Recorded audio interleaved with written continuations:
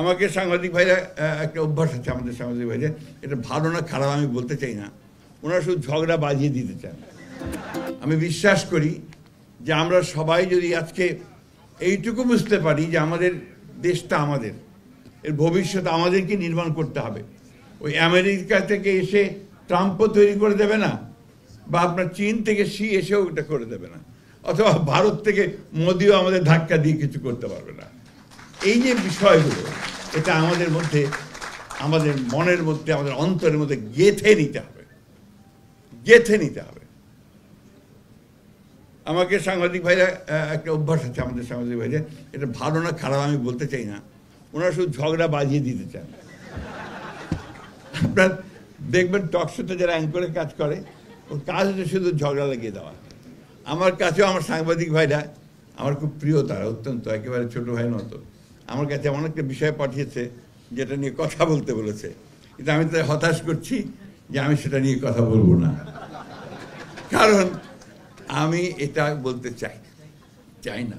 বাংলাদেশে অনেক রাজনীতি আছে, এটা একটা, এর জন্মটাই হয়েছিল আপনার বহুত্ববাদের মধ্য দিয়ে, এটা আবার অনেকে ভুল বোঝাবুঝি করেন, মানে বহু চিন্তার মধ্য দিয়ে অনেকগুলো চিন্তা এসে এক জায়গায় আসে। আমরা বাংলাদেশের স্বাধীনতার সময় যখন লড়াই করি, তার আগে সেই সময় আমাদের নেতা অনেকেই ছিলেন, অত্যন্ত অত্যন্ত বড় বড় নেতা, মৌলানা আব্দুল হামিদ খান ভাসানী, হোসেন শহীদ সরওয়ার্দী, শেখ মুজিবুর রহমান, আমাদের মাহবুবুল্লাহ শাহ আসেননি আজকে এখানে বোধহয়, তিনিও তখন বিরাট নেতা ছিলেন। এখানে বাদুল্লাহ বসে আছে, তারাও বড় নেতাই ছিলেন তখন।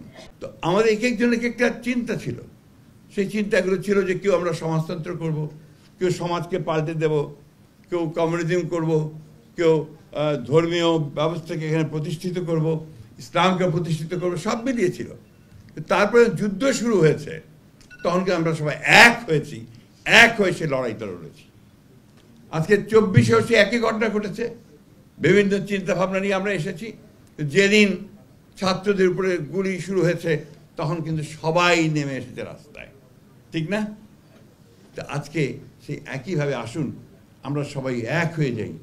আমরা, সমস্যা আছে, সমস্যার সমাধান হবে, ইতিমধ্যে অনেক দূরে গিয়েছে। আমি প্রফেসর ইউনূস সাহেবকে ধন্যবাদ জানাতে চাই যে তিনি দায়িত্ব নিয়েছেন, আমার বিশ্বাসও আছে যে তিনি সফল হবেন। আমরা আসুন আমরা সবাই মিলে তাকে সাহায্য করে, আমরা নিজেদেরকে সাহায্য করে আমরা সঙ্গে। তবে একটা কথা খুব জোর দিয়ে বলতে চাই, গণতন্ত্রের কোনো বিকল্প নেই, এবং গণতন্ত্রকে চাপিয়ে দেওয়া যায় না। ইট ক্যানট বি ইম্পোজড।